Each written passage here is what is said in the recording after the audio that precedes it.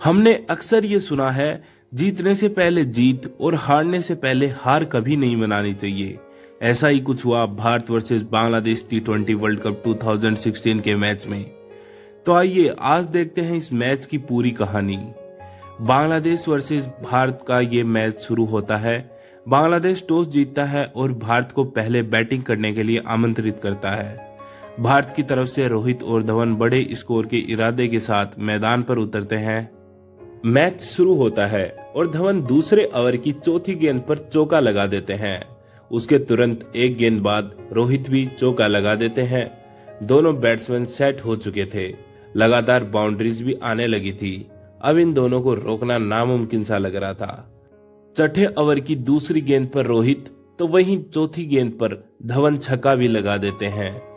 अब दोनों बल्लेबाज एकदम से सेट नजर आ रहे थे, लेकिन उसी ओवर की लास्ट बॉल पर रोहित आउट हो जाते हैं।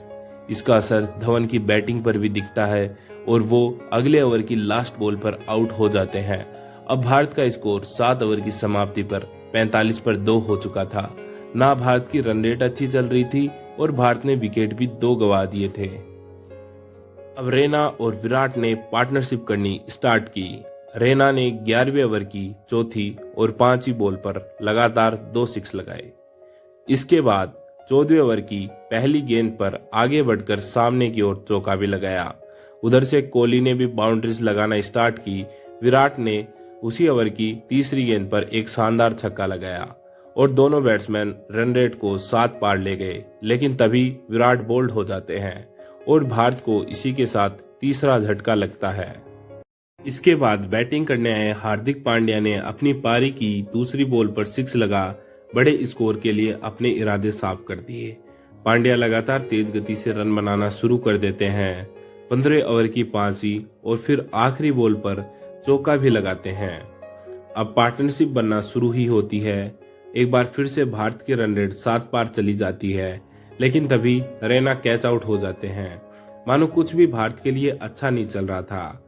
अगली ही गेंद पर पांड्या 6 लगाने के लिए शॉट खेलते हैं, लेकिन सौम्य सरकार के एक बेहतरीन कैच की बदौलत उन्हें पवेलियन का रास्ता देखना पड़ जाता है।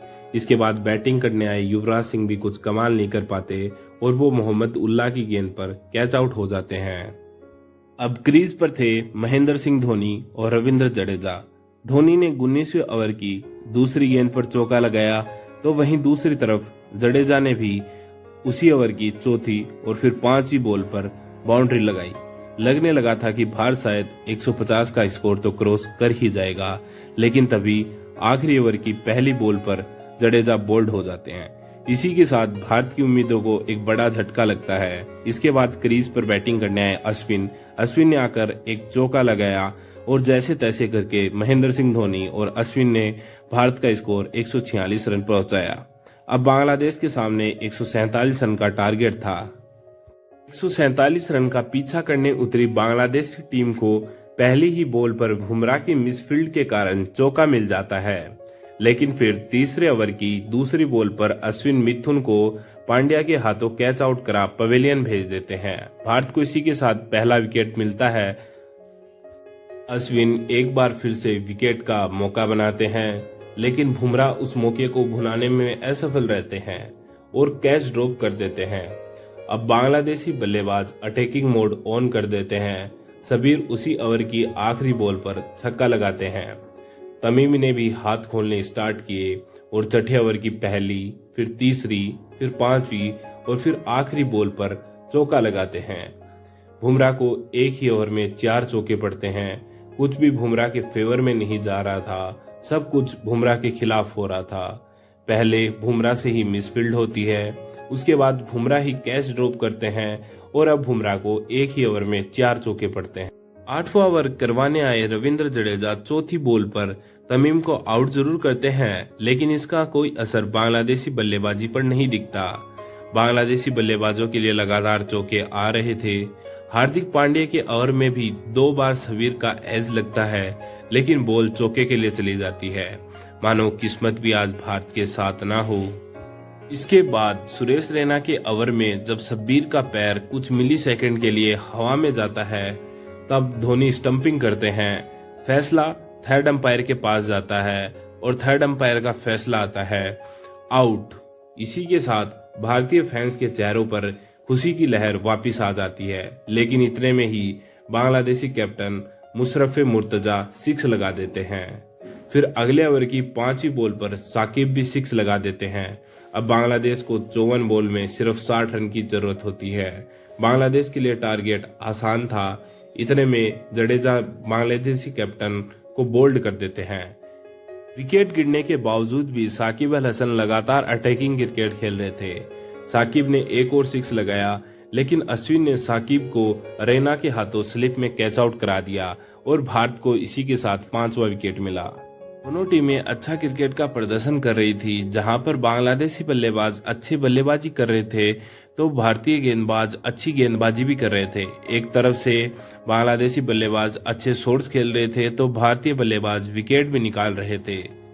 बांग्लादेश को जरूरत थी 12 बॉल में 17 रन की, पर बुमराह द्वारा फेंके गए एक अच्छे सेकंड लास्ट ओवर की वजह से बांग्लादेश को 5 बॉल में 10 रन चाहिए थे। बुमराह का पूरा मैच चाहे कैसा भी गया हो, लेकिन बुमराह ने इस ओवर के साथ बता दिया था क्यों वह है डेथ ओवर स्पेशलिस्ट। अब बांग्लादेश को सिर्फ 5 बॉल में 10 रन की जरूरत होती है। रहीम ने पांड्या को चौका लगा रिक्वायर रन को 4 बॉल में 6 रन ला दिया था। फिर से रहीम ने चौका लगा रिक्वायर रन को 3 बॉल में 2 रन ला दिया। यहाँ पर पूरी बांग्लादेशी टीम, फैंस, कोच सब सेलिब्रेट करना स्टार्ट कर देते हैं। फिर अगली बॉल पर रहीम 6 लगा मैच खत्म करने के चक्कर में आउट हो जाते हैं। रहीम चाहते तो यहाँ पर सिंगल या फिर डबल लेकर मैच को आराम से खत्म कर सकते थे, लेकिन उनकी 6 लगाने की चाह ने उनको आउट करा दिया। अगली बॉल पर मोहम्मद उल्लाह भी 6 लगाकर मैच खत्म करना चाहते हैं, लेकिन वो भी कैच आउट हो जाते हैं। अब बांग्लादेशी टीम को 1 बॉल में 2 रन की जरूरत होती है। पांड्या बॉल कराते हैं, बॉल कीपर धोनी के पास जाती है। धोनी तेजी से दौड़ लगाते हैं, बैट्समैन के क्रीज में पहुंचने से पहले स्टंप्स पर बॉल टच कर देते हैं। फैसला थर्ड अंपायर के पास जाता है और थर्ड अंपायर का फैसला आता है आउट। इसी के साथ भारतीय टीम मैच को 1 रन से जीत लेती है। तो आज की इस वीडियो में बस इतना ही। वीडियो तुम्हें कैसी लगी ये कमेंट बॉक्स में जरूर बताना, और ये इंडियन टीम की विक्ट्री तुम्हें कैसी लगी ये भी कमेंट बॉक्स में जरूर बताना। वीडियो को लाइक, चैनल को सब्सक्राइब और अपने दोस्तों के साथ शेयर करना बिल्कुल भी मत भूलना। और थैंक्स फॉर वॉचिंग इट।